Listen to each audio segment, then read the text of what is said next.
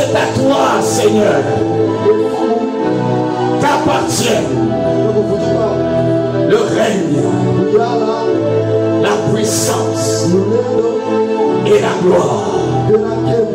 Car c'est à toi, Seigneur, qu'appartiennent le règne, la puissance et la gloire au siècle des siècles. Dans nos vies, dans ces lieux, dans nos maisons, dans nos familles, le règne, la puissance et la gloire à celui qui nous aime, qui nous a délivrés de nos péchés par son sang précieux et qui a fait de nous un royaume de sacrificateurs pour Dieu son Père. À lui ce soir, en ces lieux, l'honneur, la gloire, la puissance, la majesté, la domination, les actions de grâce, la célébration à Jésus-Christ seul, à lui seul, honneur, hommage et révérence, parce qu'il mérite de tout avoir, à notre Seigneur et à notre Dieu. Nous rendons les actions de grâce et nous disons Amen. Amen. Il s'appelle l'Amen. Il est l'Amen. Il est l'Alpha, celui qui commence toutes choses,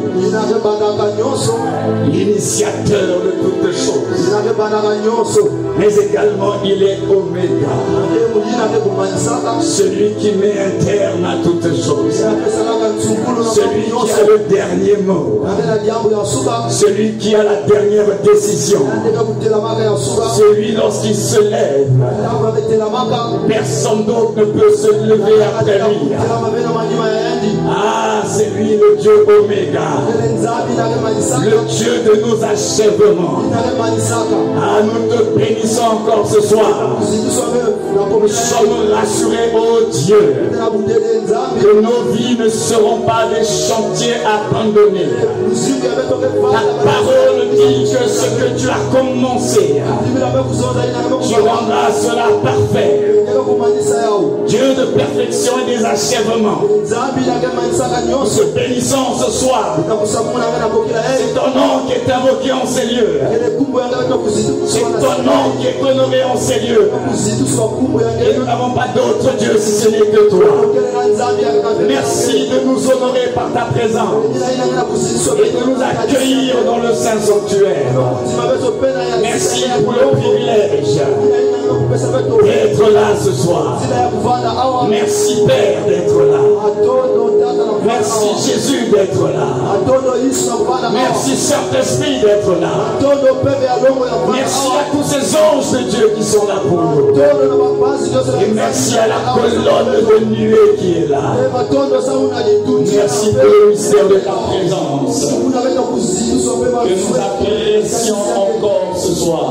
Et c'est avec action de grâce et dans l'excellence du nom au-dessus de tout nom que nous avons prié ce soir. Et nous disons Amen. Amen. Amen. Et Amen. Alors tu peux saluer quelqu'un ce soir. Et bénis ton frère, bénis ta soeur. Dieu au bon endroit ce soir. Dis-lui, le Seigneur a une parole pour toi. Et ne sois pas privé de la grâce de Dieu. Et une grâce qui est relâchée en ces lieux pour les hommes et les femmes qui ont un rendez-vous avec Dieu. Nous avons commencé depuis hier sur notre thème, la puissance de l'alliance en Christ.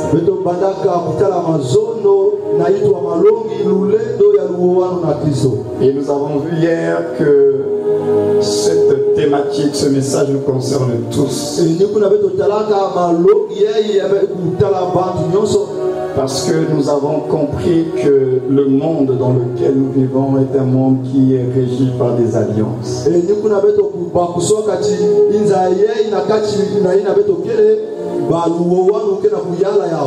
Et nous avons lu un texte hier où la Bible dit que le monde entier est sous la puissance de Satan.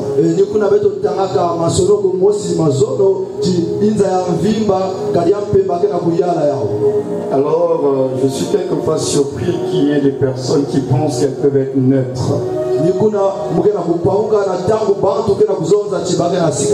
Parce qu'il y a des gens qui se disent que non, moi je ne suis pas de Dieu, je ne suis pas de Satan, moi je suis mon neutre, je suis mon milieu, je ne crois en rien.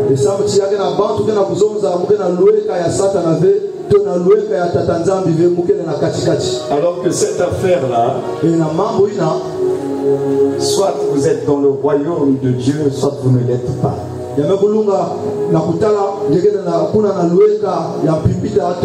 vous l'acceptiez ou pas, c'est une réalité spirituelle. Avec Dieu, soit on n'est pas avec Dieu. Et donc ces alliances sont des alliances qui gouvernent nos familles. Et ce sont des alliances qui tracent les destinées de nos familles. Voilà pourquoi chaque famille a des caractéristiques propres à elle. Et c'est réel parce que surtout nous qui sommes africains, on vit cela. Que vous naissez dans une famille, et puis à un moment donné de votre vie, vous vous retrouvez à subir des choses et vous vous posez la question, mais qu'est-ce que j'ai fait? Vous n'avez rien fait justement. Mais vous subissez. C'est ça le mystère des alliances. Tu n'as rien fait. Parce que ces alliances sont des programmations dans chaque famille. Et chacun de nous va apprendre à se défendre dans sa marche qu'il y a des forces qui gouvernent nos familles. Il y a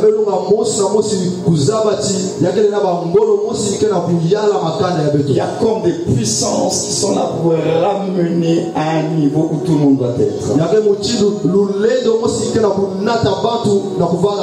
Ce qui fait que même quand tu as une possibilité de te démarquer, il y a toujours quelque chose qui va te ramener au même niveau que tout le monde.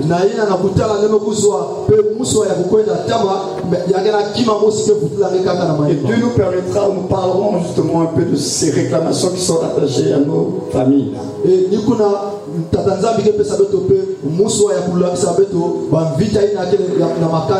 Parce que chaque fois que tu vas vouloir te démarquer et à te comporter différemment que tout le monde, c'est là que ces esprits-là vont sérieusement se lever contre toi.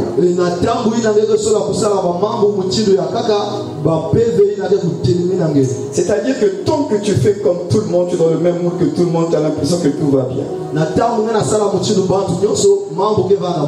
Tu as l'impression que tout va bien parce que avec les réalités de la famille, vous vous êtes habitués à cela. Bon, nous on est comme ça. Et puis voilà, on est comme ça. Et lorsque l'un de la famille veut sortir du lot pour faire différemment que les autres, il va être sérieusement combattu. Et ces combats-là, c'est ce qu'on appelle les réclamations. Parce que les esprits de la famille sont là pour te dire que tu n'as pas le droit normalement de sortir des rangs, tu dois faire comme tout le monde. Tu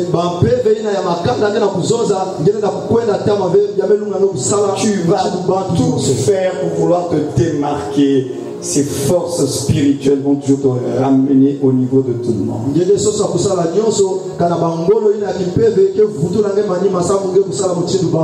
Voilà pourquoi nous avons besoin de comprendre la thématique que nous sommes en train de partager sur la puissance de l'alliance, parce qu'il n'y a qu'une alliance qui peut renverser notre alliance.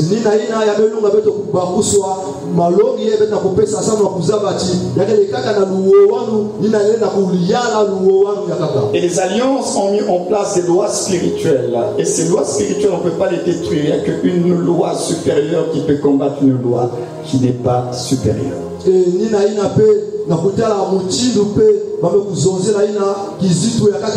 Même sur le plan naturel, vous savez, il y a beaucoup de lois, mais il y a certaines lois qui sont là mais qui n'ont plus d'autorité, parce qu'il y a des nouvelles lois qui ont été votées. Mais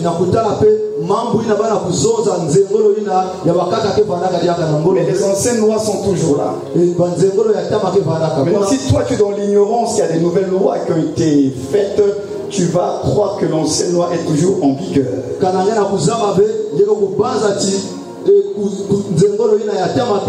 Voilà pourquoi vous avez des avocats, vous avez des personnes qui ont étudié le droit, qui connaissent les lois nouvelles qui ont été établies. Et ils vont vous démontrer que l'ancienne loi n'est plus d'actualité parce qu'il y a une nouvelle loi qui a été établie. Mais c'est celui qui est dans l'ignorance, qui ne sait pas que l'ancienne loi est déjà révolue parce qu'il y a une nouvelle loi qui a été établie, décrétée. C'est pourquoi notre challenge, c'est de chercher à connaître la vérité, parce que l'ignorance est notre plus grand problème.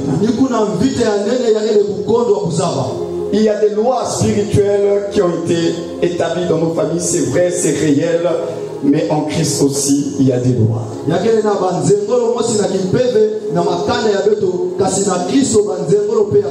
C'est pourquoi Dieu nous accorde la grâce de chercher à connaître la vérité. Parce que si tu ne connais pas la vérité, tu vas continuer à être guidé, dirigé par les lois qui ne sont plus en réalité en vigueur contre toi.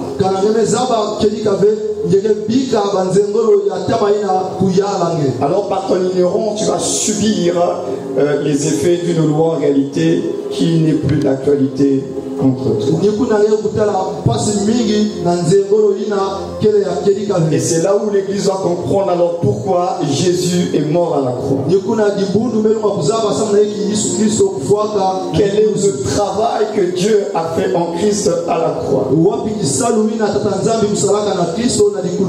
Parce que si vous ne comprenez pas l'œuvre de la croix,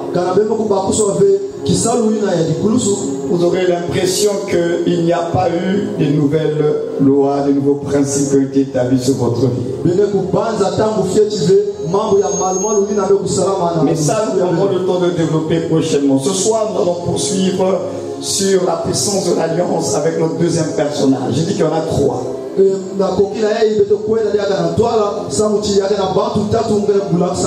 on a vu le mystère de l'alliance de Jacob qui a influencé la destinée d'Éphraïm.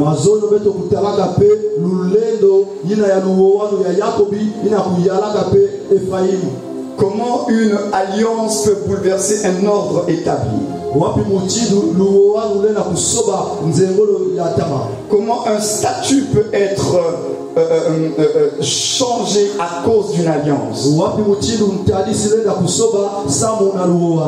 Comment un fils peut devenir le frère de son père et un neveu peut devenir le frère de son oncle?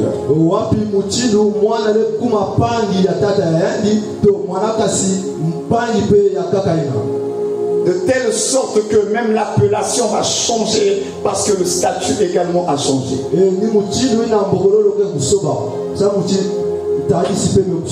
Et cela nous a ramené à la personne de Jésus, Parce que le Seigneur, il n'est pas le père de tout le monde, il n'est pas le frère de tout le monde.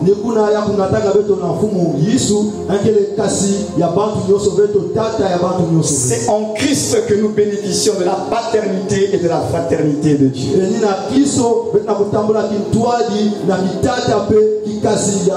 Et c'est celui qui est en Christ qui peut l'appeler père, mais qui peut l'appeler aussi son frère.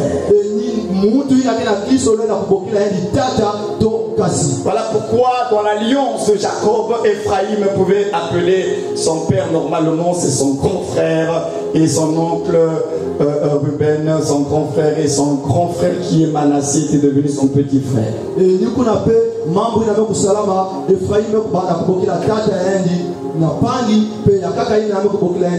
Donc l'alliance de Jacob a changé la destinée d'Ephraïm.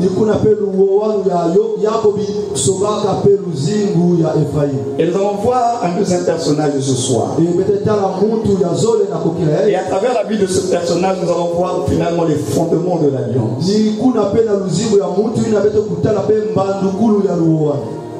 Quelle est la raison? Nous allons voir quelle est la raison qui va pousser ou bien qui pousse Dieu à nous faire du bien. On a vu que l'alliance est un cadre légal dans lequel Dieu va faire des opérations dans notre vie. Un cadre légal où il y a des interventions de Dieu qui vont se faire. Parce que sans ce cadre-là, c'est difficile pour Dieu de faire grand chose parce qu'il est le Dieu des alliances.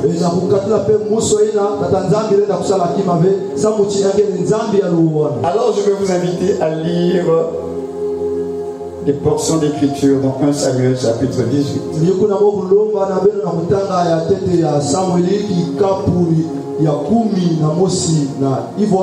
À partir du verset 1er. Nous allons aller doucement pour comprendre l'impact de l'alliance des personnes que nous allons lire sur leur postérité.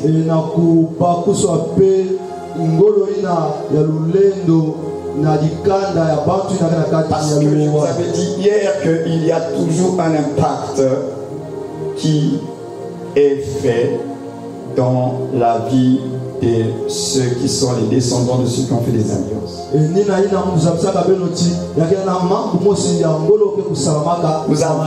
vu que les conséquences pouvaient être positives comme les conséquences pouvaient être négatives.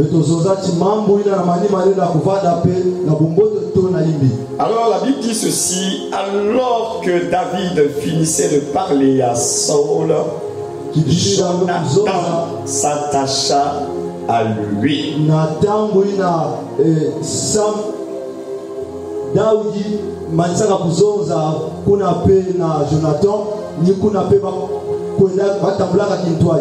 Jonathan s'attacha à lui. Jonathan aima David comme lui-même. Soulignez bien le fait que ce n'est pas David qui s'attache à Jonathan, ce n'est pas David qui va aimer Jonathan, c'est Jonathan qui s'attache à David et c'est Jonathan qui aime David. Ne perdez pas de vue cet élément, ça va nous aider à comprendre le message de ce soir.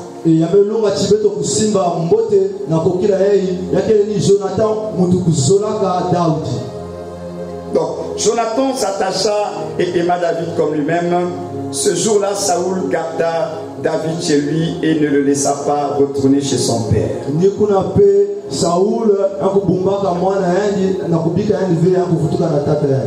Au verset 3, Jonathan fit alliance avec David parce qu'il l'aimait comme lui-même. Et là encore, vous remarquez que ce n'est pas David qui fait une alliance avec Jonathan, c'est Jonathan qui fait alliance avec David. Suivez-moi très bien, ne perdez pas de vue le fil conducteur.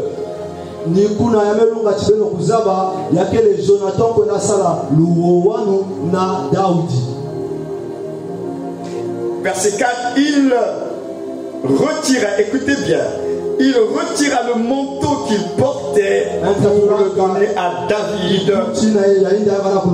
et lui donna ses vêtements, y compris son épée, son arc et sa ceinture.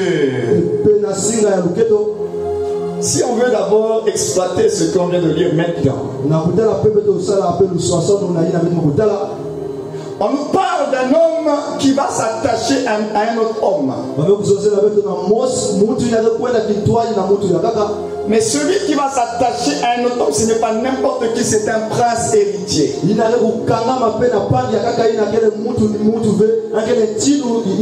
appartient à une famille royale. Et c'est lui le futur roi. Et la Bible nous dit que Jonathan, donc le prince héritier, va s'attacher à David qui n'est qu'un petit berger.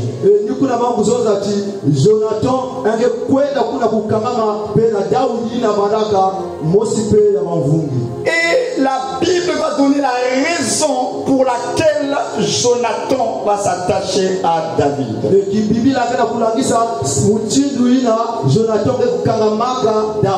Et on dit que Jonathan s'attacha à David parce que Jonathan aima David comme lui-même, comme son âme. Et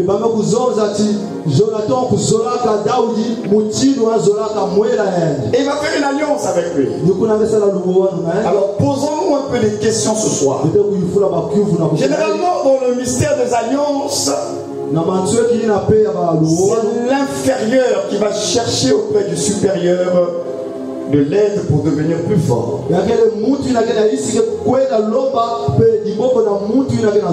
Parce que celui qui est fort, il se suffit à lui-même. Celui qui est fort pour consolider sa force, il va chercher quelqu'un de plus fort encore. Celui qui est fort ne peut pas aller vers celui qui est faible parce qu'il ne va rien lui apporter. Et nous vivons dans un monde qui est fait de beaucoup d'intérêts. Les gens rentrent dans des alliances par intérêt. Parce qu'on se dit que si je rentre dans l'alliance, ça va m'apporter ceci, ça va m'apporter cela. Donc celui qui rentre dans une alliance, il rentre toujours parce que ça va lui apporter quelque chose. Et généralement, c'est l'inférieur qui va vers le supérieur. Et là, nous sommes dans un cas de figure où c'est plutôt le supérieur qui va vers l'inférieur. C'est celui qui a qui va vers celui qui n'a pas. À ce moment-là, Jonathan, il est prince héritier. Il a tous les privilèges du trône. Il appartient à la famille royale. David n'est qu'un petit berger. Il n'y a rien qui puisse intéresser Jonathan pour qu'il puisse s'attacher à lui. Mais la Bible dit que Jonathan s'attacha à David, il l'aima comme son âme. Alors je ne pense pas que David a dit à Jonathan que Dieu a envoyé Samuel à la maison.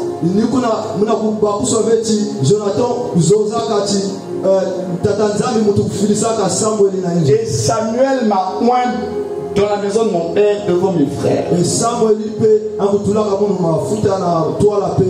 Samuel m'a dit que ton papa a été rejeté par Dieu et que moi que tu vois là, c'est moi le prochain roi d'Israël. Je ne pense pas que David ait dit cela à Jonathan. La Bible dit tout simplement que Jonathan va s'attacher à David parce qu'il va l'aimer comme son âme. La raison, c'est un amour désintéressé. Il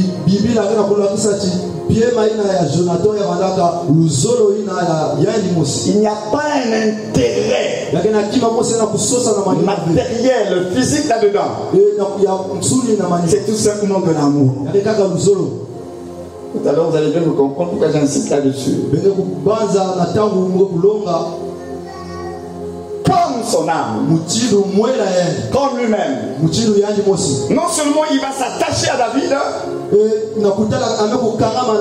il va poser un acte aussi qui est très prophétique. Celui qui est le prince héritier. L'héritier du trône. La Bible va dire il va faire alliance avec David. Et dans cette alliance-là, il va d'abord enlever son manteau. Il le donne à David. Ses vêtements, il donne à David. Sa ceinture, son épée, ses armes, il donne à David. En d'autres termes, le prince héritier du trône, dans le cadre de l'alliance avec David, il se dépouille de sa royauté, de sa gloire et de sa distinction pour le transférer à l'objet de son affection. Donc ce qui fait sa gloire, il le donne à David. Parce qu'un prince héritier ne porte pas n'importe quel vêtement. Et dans les histoires de la royauté, ils ont des vêtements qui les distinguent, qui les font remarquer que ça c'est le prince. Ce qui fait qu'il soit le prince héritier, je dis bien toute sa gloire, sa distinction, il va transférer cela. Il se dépouille et il donne à David ce qui fait sa gloire. Ça c'est une chose. Lisons un deuxième texte pour comprendre encore un autre élément dans l'alliance de Jonathan et David. Nous sommes dans le chapitre 20 de 1 Samuel, à partir du verset 13. Nous avons vu qu'il s'est attaché. Il a fait une alliance et il s'est dépouillé de ses vêtements, de sa gloire. 1 Samuel 20 à partir du verset 13. La Bible dit ceci: que l'Éternel me traite avec sa plus grande sévérité dans le cas où mon père trouverait bon de te faire du mal.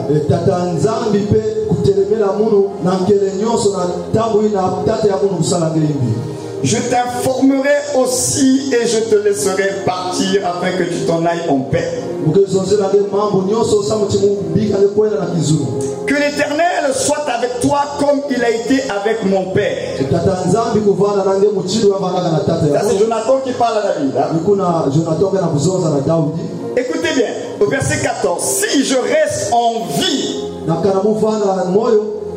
veuille agir envers moi avec la bonté de l'Éternel, et si je meurs, ne retire, verset 15, jamais, ne retire jamais ta bonté envers ma famille. Dans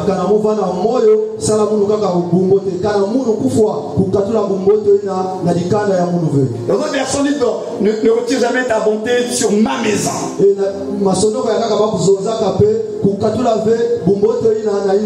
Pas même lorsque l'Éternel supprimera chacun de tes ennemis de la surface de la terre. Et au verset 16, on dit en effet, Jonathan a fait alliance avec la famille de David, que l'Éternel se venge des ennemis de David.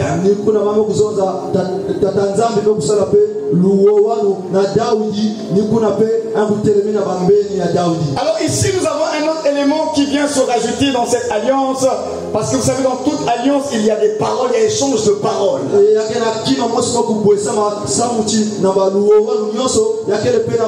Dans toute alliance il y a des vœux, il y a des paroles prononcées. Et là dans l'alliance de Jonathan et David, Jonathan va dire à David: même si demain je mourrais, je t'en supplie, ne retire jamais ta main sur ma famille. Donc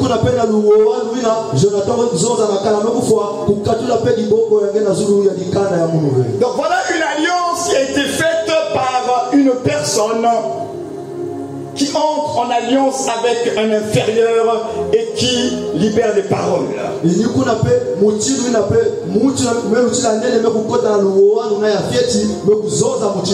Et dans ces paroles-là, David devait jamais oublier la maison de Jonathan.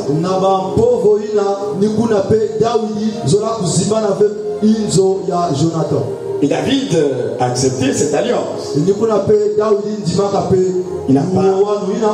Alors maintenant nous allons voir les effets de cette alliance. Mais déjà vous avez vu ce soir que les fondements de l'alliance, c'est l'amour. C'est l'amour qui est le fondement de l'alliance de Dieu et des hommes. Parce que dans le principe de l'alliance de Dieu, c'est le supérieur qui vient rencontrer l'inférieur.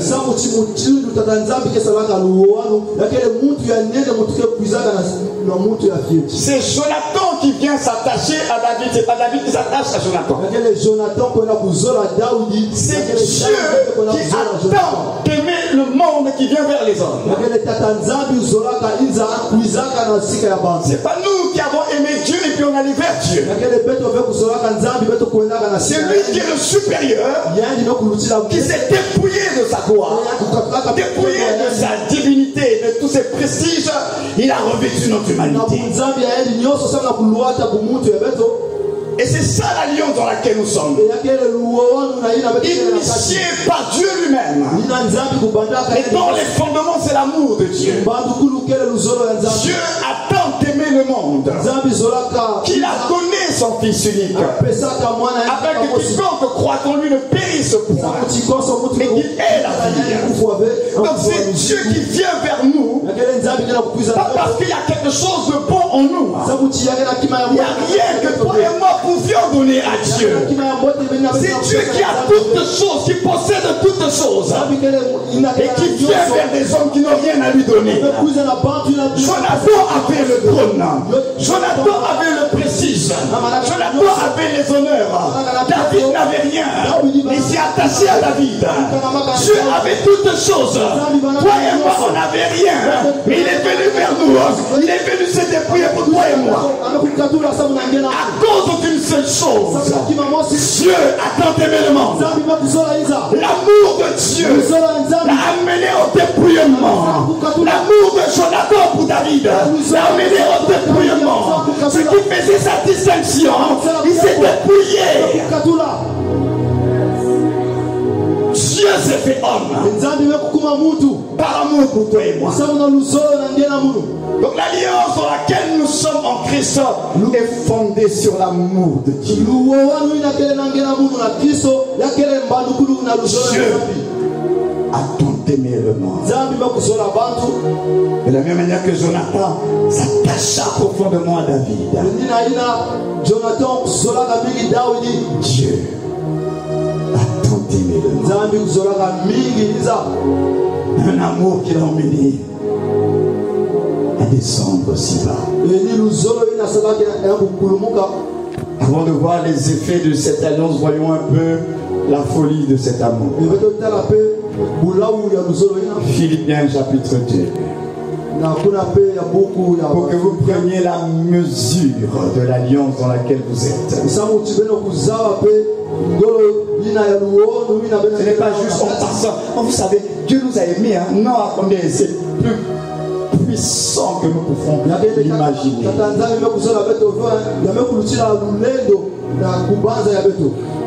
Quand vous parlez de l'amour de Dieu, faites attention de ne pas prendre cela à la légère et de ne pas mesurer ce que ça lui a coûté.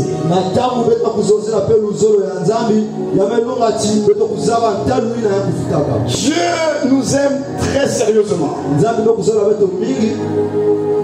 Très sérieusement. Il ne joue pas avec l'amour. C'est pourquoi la Bible dit que Dieu prouve son amour. Lorsque nous étions encore pécheurs, Christ est mort. Dieu prend l'affaire la très au sérieux. Philippiens 2 verset 5 déclare ceci: que votre attitude soit identique à celle de Jésus-Christ. Lui qui est de condition divine, il n'a pas regardé son égalité avec Dieu comme un butin à préserver. Mais il s'est dépouillé lui-même en prenant une condition de serviteur, en devenant semblable aux êtres humains, reconnu comme un simple homme. Il s'est humilié lui-même en faisant preuve d'obéissance jusqu'à la mort, même la mort sur la croix. Vous avez vu ce que l'amour a fait. Il s'est dépouillé. Il s'est soustrait de sa gloire. Et il est devenu ce qu'il n'a jamais été. Il est devenu un homme. Et la Bible précise un simple homme. D'autres personnes de la Bible disent un véritable homme. Un vrai homme. L'amour a abaissé Dieu. Par amour, il s'est humilié. Par amour, il s'est dépouillé. Voilà pourquoi lorsque nous parlons de Jésus, nous ne parlons pas juste d'un juif comme ça, qui était rempli du Saint-Esprit. Non. Lorsque nous parlons de Jésus, nous sommes en train de parler de Dieu lui-même. Mais Dieu dans son abaissement. Lorsque nous parlons de Jésus, nous parlons de Dieu manifesté en chair. Lorsque nous parlons de Jésus, nous parlons de Dieu humilié. Lorsque nous parlons de Jésus, nous parlons de Dieu humble. On ne parle pas de quelqu'un d'autre. On parle de Dieu lui-même. Dépouillé. Jésus c'est Dieu. Mais dépouillé. Jésus c'est Dieu. Abaissé. Jésus c'est Dieu. Fait chair. Et la parole qui était au commencement est devenue homme. C'est Dieu lui-même. Dans son amour, il s'est dépouillé. Comme l'amour de Jonathan l'a mené au dépouillement. Mais donc, comme nous avions vu que le principe des alliances trace la destinée et influence les familles, nous allons voir l'influence de l'alliance de David et Jonathan sur la descendance de Jonathan.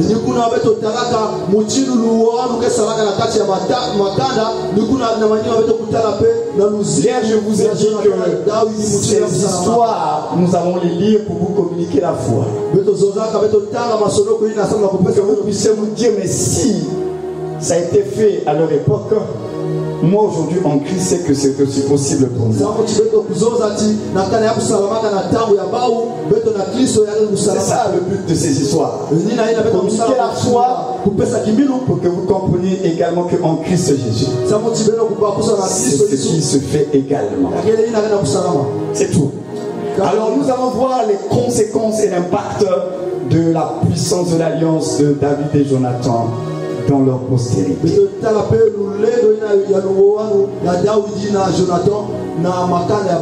2 Samuel chapitre 9.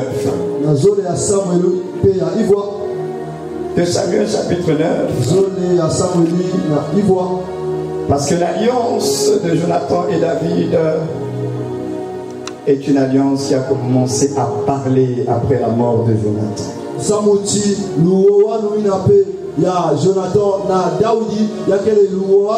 Mais n'oubliez pas, je veux que cette base vous ne la perdiez pas.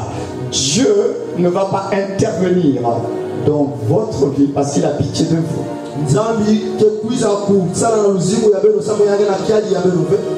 Dieu n'intervient pas dans la vie de ceux qui sont en alliance avec lui parce qu'il a pitié d'eux. Non. Dieu agit dans la vie de ceux qui sont en alliance avec lui parce que Dieu nous aime. C'est pourquoi j'ai commencé à poser la fondation sur cette alliance, c'est l'amour de Dieu. Et dans cet amour de Dieu, on n'est pas en train de faire du troc, on n'est pas en train de faire des procédés, des changements. Et je veux lui apporter quelque chose, et sur la base de ce que je vais lui apporter, si juste que c'est bon, il va intervenir pour moi. Non, tu n'as rien à lui apporter, c'est lui qui est le premier à donner.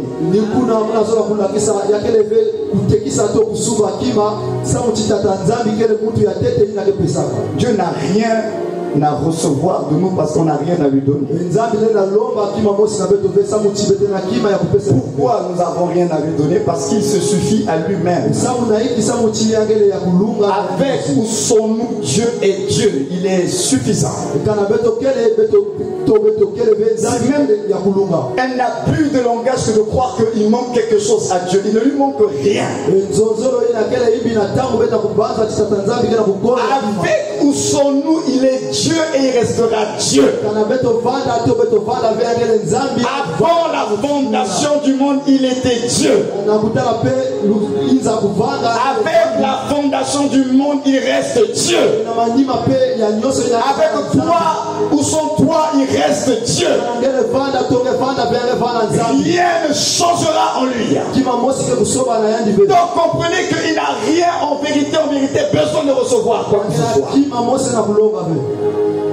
Il se suffit à lui-même. Donc Dieu nous aime, c'est tout. Alors 2 Samuel chapitre 9 verset 1er.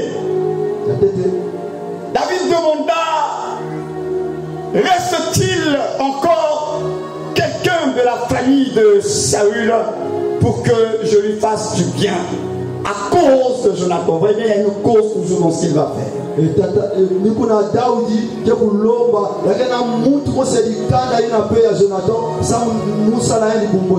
Donc vous comprenez que Dieu ne fait pas du bien aux gens juste comme ça parce qu'il a envie de faire du bien aux gens. Dieu fait du bien parce qu'il a une raison de faire le bien.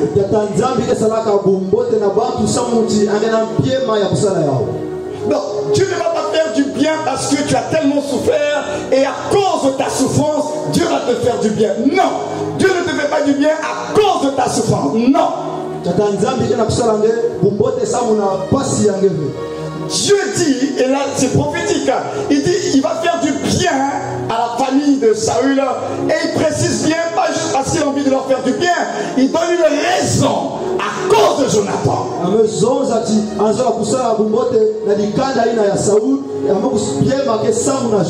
Voilà pourquoi vous devez comprendre que c'est Jésus-Christ, et Jésus-Christ seul qui restera la raison, la cause qui pousse Dieu à te faire du bien.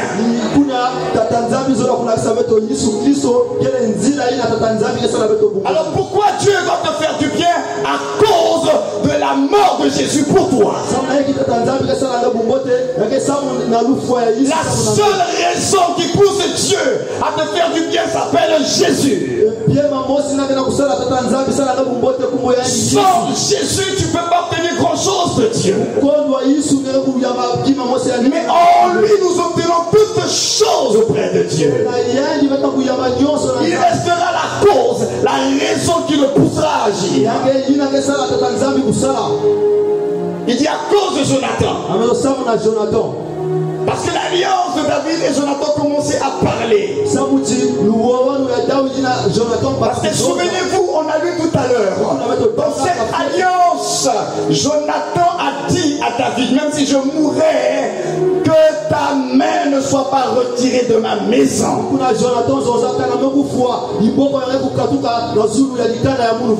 Voilà pourquoi David va honorer les clauses de cette alliance. Alors il est en train de chercher, est-ce qu'il ne reste pas quelqu'un dans la famille de Jonathan?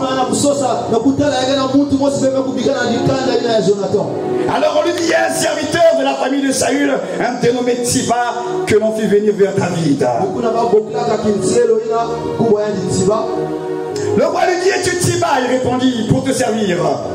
Le roi dit: n'y a-t-il plus personne de la famille de Saül pour que je fasse preuve envers lui de la bonté de Dieu?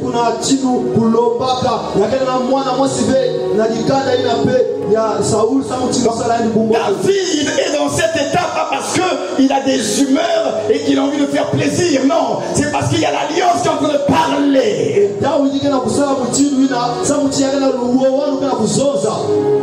C'est pas une envie, c'est l'alliance qui parle. Donc il est mal à l'aise, il faut que quelque chose soit fait à cause de l'alliance. Alors Ziba répondit au roi, il y a encore un fils de Jonathan, il est handicapé aux deux jambes.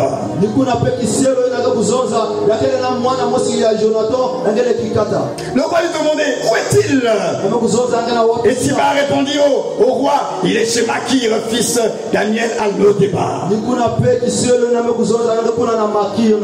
Alors le roi l'envoya chercher chez Makir, le fils d'Amiel à Lo-Débar. Mephibosheth, fils de Jonathan et petit-fils de Saül, vint vers David, tomba le visage contre terre et se prosterna. David dit, Mephibosheth. Il répondit, me voici, je suis ton serviteur.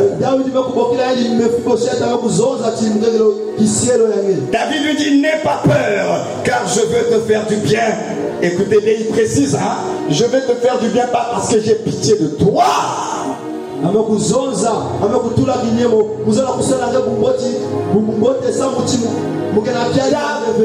donne raison à son action. Il dit, je veux te faire du bien à cause de ton père Jonathan. On avait dit que dans le principe des alliances, il y a l'aspect positif ou négatif. Que la postérité peut manger l'aspect négatif ou le positif de l'alliance. Et là, l'alliance de Jonathan a sécurisé sa famille. Mais sur le plan naturel, la famille de Jonathan avait perdu le trône. Le trône avait changé de tribu. Ce n'était pas juste de personnes, ça avait changé de tribu. C'est-à-dire que de la tribu de Benjamin, le trône est passé maintenant de la tribu de Juda. Ça veut dire qu'il n'y avait plus d'espoir sur le plan naturel que la famille de Saül retrouve le trône parce que ça avait changé de tribu. Mais il y a une alliance qui avait été faite qui devait faire bénéficier de certaines faveurs à la famille de Jonathan. Et donc David rappelle que c'est à cause de Jonathan. Il dit, je te rendrai toutes les terres de Saül ton grand-père. Et tu mangeras toujours à ma table.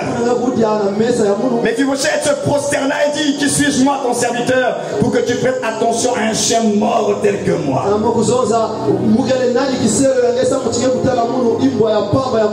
Le roi appela Ziba, le serviteur de Saül, et lui dit, je donne au fils de ton maître tout ce qui appartient à Saül et à toute sa famille.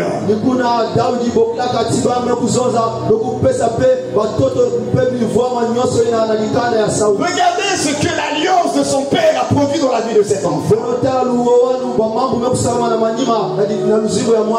Il ne croyait plus que son statut social pouvait changer parce que le trône avait changé de tribu, je le répète.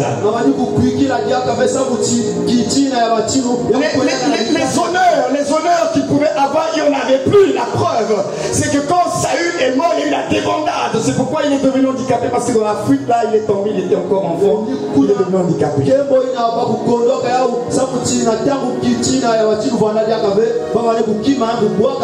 Donc, il ne pouvait même pas s'imaginer un jour être encore au palais.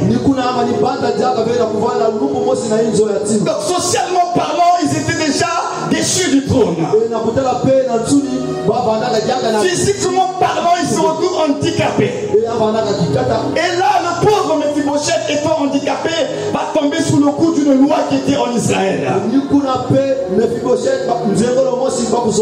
Et cette loi en Israël disait qu'aucun handicapé ne devait rentrer dans la ville, dans la cité de David. Aucun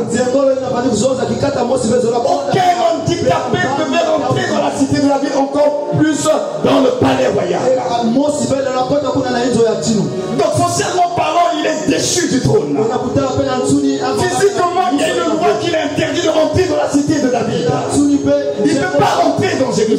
Parce qu'il est handicapé. Maintenant, à cause de l'alliance de son père, lui ne sait pas les effets de cette alliance. Il ne sait même pas si Jonathan a fait l'alliance avec David. Lui, il est né dans une famille, il ne sait pas quelle relation David avait avec Jonathan. Parce que si Mephibosheth avait pris connaissance qu'il y avait une alliance entre David et Jonathan, il allait certainement négocier que David lui fasse du bien.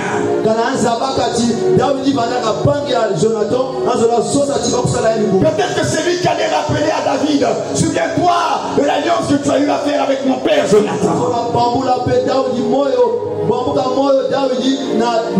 Mais il ne savait pas qu'il y avait une alliance qui était là. Et cette alliance était là pour sécuriser leur famille. Alors lorsque Jonathan est mort, David devait honorer l'alliance. Et cette alliance-là, Jonathan a bien dit à David, use envers ma famille de ta bonté. En d'autres termes, même quand nous ne serons pas là, je t'en supplie, David, accorde à ma famille une loi d'exception. Parce que sur le plan naturel, je sais qu'on ne pourra pas avoir ça. Mais toi, tu prendras le trône. Qu'il y ait une loi d'exception sur ma descendance. Voilà pourquoi Mephibosheth, disqualifié parce qu'il était de la tribu de Benjamin, disqualifié parce qu'il était handicapé, mais à cause de l'alliance de son père, il a bénéficié d'une loi d'exception. Une loi d'exception qu'il a ramenée à Jérusalem et qu'il a introduit dans la cité de David et qui lui a restitué ses honneurs en tant que prince. Ça, c'est l'alliance qui a parlé en sa faveur. Elle a introduit la loi de l'exception. Il bénéficie de la loi d'exception à cause de l'alliance. Il y a des choses que tu vas faire dans ta vie. Pas parce que tu as beaucoup prié, pas parce que tu es ce que tu es, mais à cause de ce que Jésus a fait pour toi. Et à cause de ce que Jésus a fait pour toi, il y a des situations dans ta vie où Dieu te fera vivre les lois d'exception. Les lois d'exception. On dirait que normalement, ici ça se passe comme cela. Mais pourquoi il y a comme une faveur qui est là? Pourquoi il y a comme le ciel qui est ouvert? Parce qu'il y a une alliance qui parle pour toi. En Christ Jésus, il y a la loi de l'exception. Je veux dire à quelqu'un ce soir, en Christ Jésus, il y a la loi de l'exception. Il y a des choses que tu vas vivre, non pas à cause de ton statut social, non pas à cause de ta famille, mais à cause de ce que Jésus a fait pour toi. L'alliance parlera pour toi. Elle parlera pour toi. C'est pourquoi Jésus a dit, il n'y a plus de condamnation. Là où on avait condamné, Jésus dit pour toi, il n'y a plus de condamnation. Pour toi, il n'y a plus de condamnation. Pour ceux qui sont en Jésus-Christ. Là où il y avait les malédictions, il s'est fait malédiction pour qu'en Christ tu sois bénédiction. La loi de l'exception, elle est en Christ. Elle est en Christ. Elle défie toutes les lois. Elle est en Christ. Parce que la loi de l'exception, elle est supérieure à toutes les lois. Oui, je vous dis la vérité. Il y a des lois, mais les lois sont maîtrisées par d'autres lois supérieures. La loi de la gravité a été vaincue par la loi de l'aérodynamique. Parce que la loi de l'aérodynamique, lorsque tu jettes, ça ne tombe pas, ça reste là. Ça reste là. La loi de l'aérodynamique a vaincu la loi de la gravité. Ce n'est qu'une loi qui combat une autre loi. Ce n'est qu'une loi qui renverse une loi. Et Jésus, il nous introduire dans les lois d'exception. Il n'y a que les lois de Dieu qui vont te permettre de surfer dans les lois de ce monde. Alléluia. Aucun racheté de l'agneau, gloire à Dieu, disent. Gloire à Dieu. La loi de l'exception. C'est pourquoi nous avons été mis à part. Nous avons été sanctifiés. La sanctification peut produire la loi de l'exception. Quand tu es sanctifié, Dieu t'a mis à part. Il t'a mis à part. Il t'a mis à part. Il t'a mis à part. Tu es à part. Sanctifié en Christ. Mis à part. Gardé en lui. C'est pourquoi l'alliance parle. L'alliance parle. Elle te rappelle que tu n'es pas n'importe qui. Tu es l'objet de l'amour du Père. Tu es l'objet de l'amour du Père. Dieu t'a tant aimé. Dieu t'a tant aimé. Il ne cessera pas de t'aimer. Même lorsque tu t'éloignes de Dieu, Dieu t'aime toujours. Dieu t'aime toujours. Il sera toujours là pour t'attendre. Tu es son enfant. Tu es son fils. Dieu t'aime. Tu es son enfant bien-aimé. Alors il est revenu, il était perdu. Il sentait le cochon. Il était sale, il était impur. Mais lorsque le père était là, il attendait. Le père attendait le retour de son enfant. Et lorsqu'il est revenu, il n'a pas dit va d'abord te laver. Il n'a pas dit va prendre une bouche. Il dit tel que tu es. Il a embrassé son enfant. Il a accepté tel qu'il était. Tel que tu es. Viens à Jésus. Il a dit venez à moi. Tel que vous êtes. Tel que tu es. Viens à lui. Viens à Jésus. Et l'amour du Père a embrassé le Fils. L'amour du Père l'a pris dans ses bras. Quel que soit ton péché, quel que soit ton mal, l'amour du Père est là pour te prendre dans ses bras. Il a partagé l'odeur de cochon avec son enfant. Il sentait le cochon et il l'a pris dans ses bras. C'est la folie de l'amour de Dieu. C'est la folie de l'amour de Dieu. Un Dieu si grand, très élevé qu'il soit, il est descendu si bas. Il n'a point regardé sa position de Dieu, mais il s'est dépouillé. Il s'est humilié. Il est devenu un homme. Il s'est rabaissé à cause de son amour pour toi. Parce que tu comptes aux yeux de Dieu. Tu comptes aux yeux de Dieu. Là où le premier Adam t'a livré, le dernier Adam t'a délivré. Le dernier t'a délivré. À cause de son amour. À cause de son amour. Il t'a libéré. Il t'a délivré. À cause de son amour. Et la seule façon qu'il avait de pouvoir te relever, c'était de s'abaisser. Vous savez, quand quelqu'un est grand et qu'un enfant tombe par terre, la première des choses, si tu veux relever l'enfant qui est tombé, si tu essaies de relever l'enfant qui est tombé debout, tu vas avoir mal au dos, c'est pas pratique. Pour relever un enfant qui est tombé, la première des choses que tu dois faire, tu dois descendre à son niveau d'abord. Tu t'abaisses. Tu t'abaisses, tu te mets à son niveau. Maintenant, tu le prends par la main. Et là, tu te lèves maintenant et tu le relèves. C'est par son abaissement.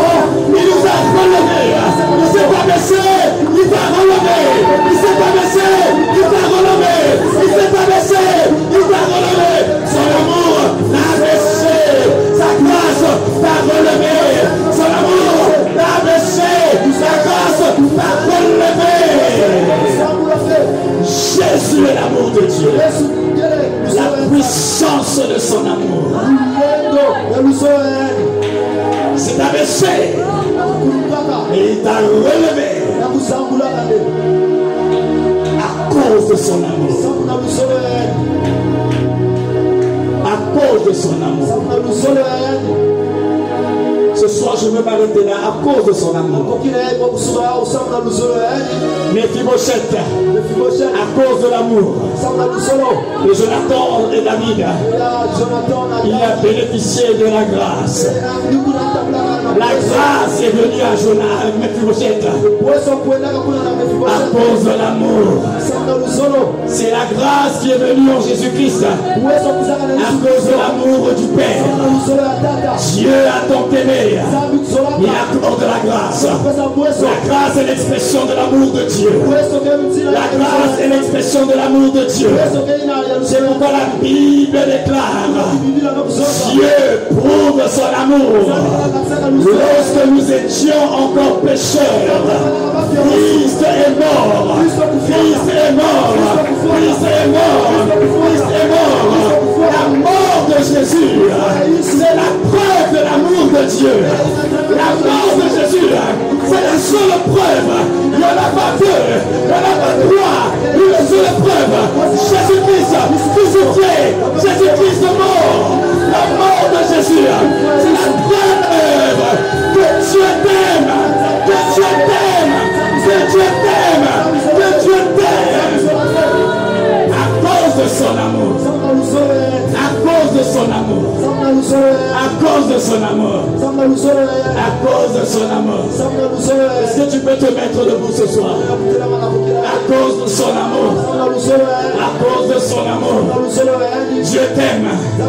C'est pourquoi Christ est mort.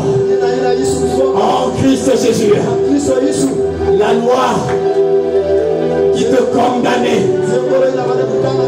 Christ a changé les données. Il a changé les données.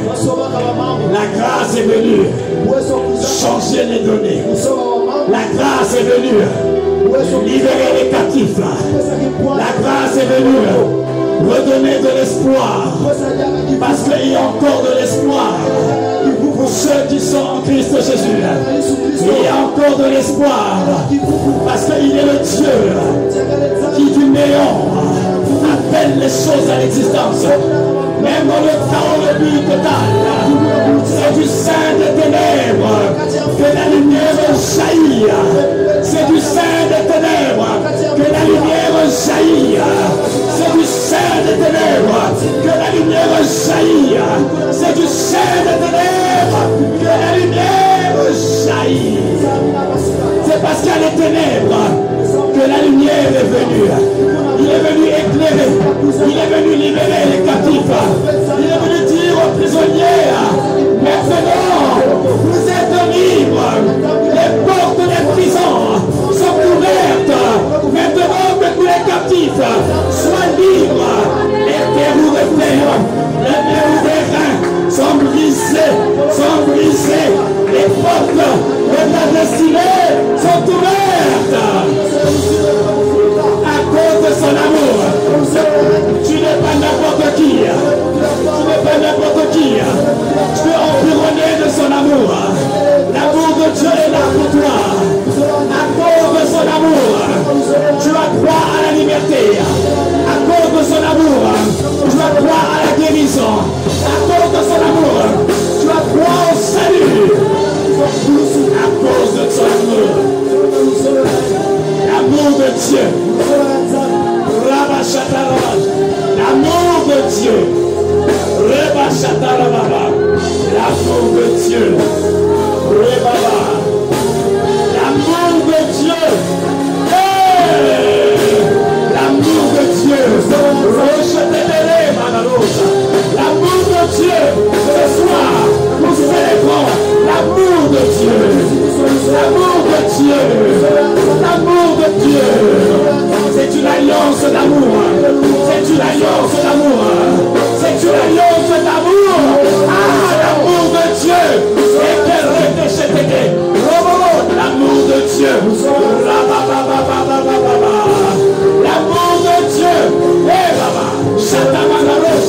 L'amour de Dieu. Ah, et Amanaroche. L'amour de Dieu. L'amour de Dieu. En Jésus, ce Christ, il guérit les cœurs brisés. Il est le don de l'espérance aux désespérés. Il est la justice des opprimés. Et il se lève comme juste juge en ta faveur. À cause de son amour, tu as le droit d'espérer le meilleur. Tu as le droit d'espérer le meilleur à cause de l'amour de Dieu. Alors écoute-moi ce soir. Quelles que soient les programmations dans ta famille, tu as compris ce soir que l'alliance en Christ Jésus a introduit la loi de l'exception. Alors, ils te chercheront en cette fin d'année, mais ils ne te trouveront pas. Parce qu'il y a la loi de l'exception qui est sur toi. Parce que tu es en Christ Jésus. Ils te chercheront. Ils ne comprendront pas. Mais tu es où? Tu es caché dans l'amour de Dieu. Caché dans l'amour de Dieu. Ils vont te chercher partout. Ils ne te trouveront pas. Parce que le sang de Jésus, tu es sous la couverture du sang de Jésus. Tu es sous la couverture du sang de Jésus. Et la voix du sang parle plus forte que la voix des sacrifices de ta famille. La voix du sang de Jésus parle plus forte que la voix des sacrifices de ta famille. Elle parle avec autorité. Elle parle pour ta réconciliation. Elle parle pour ton pardon. Elle parle pour ta justification. Elle parle pour toi. Là où les alliances de ta famille t'avaient condamné. Là où les alliances de ta famille parlaient contre toi. Il y a une alliance qui parle pour toi. L'alliance par le sang de Jésus. L'alliance par le sang de Jésus. Le sang de Jésus parle pour toi. Le sang de Jésus parle pour toi. Sois rassuré ce soir. Il est mort. Il est mort. Il est mort. Il est mort. Sois rassuré ce soir. Il est mort. Il n'a pas fait semblant. Il est mort. Il est mort à la croix. Le sang est déversé. Sois rassuré ce soir. Jésus est mort. Christ est mort. Et le sang a été versé. Sois rassuré ce soir. L'amour de Dieu, le fondement de l'alliance. L'amour de Dieu. L'amour de Dieu. Il y a des guérisons que Dieu fait tout simplement par son amour. Ce soir, je veux qu'un homme et une femme soient guéris par l'amour de Dieu. Reçois cet amour ce soir. L'amour de Dieu qui te guérit ce soir. L'amour de Dieu qui te guérit ce soir. L'amour de Dieu. L'amour de Dieu. L'amour de Dieu. Et l'amour de Dieu, c'est une personne. Et cette personne s'appelle Jésus. L'amour de Dieu, c'est une personne. Cette personne, c'est Jésus. Celui en qui il a mis toute son affection. L'amour de Dieu. L'amour de Dieu. L'amour de Dieu. L'amour de Dieu. L'amour de Dieu. L'amour de Dieu. Fondement de l'alliance.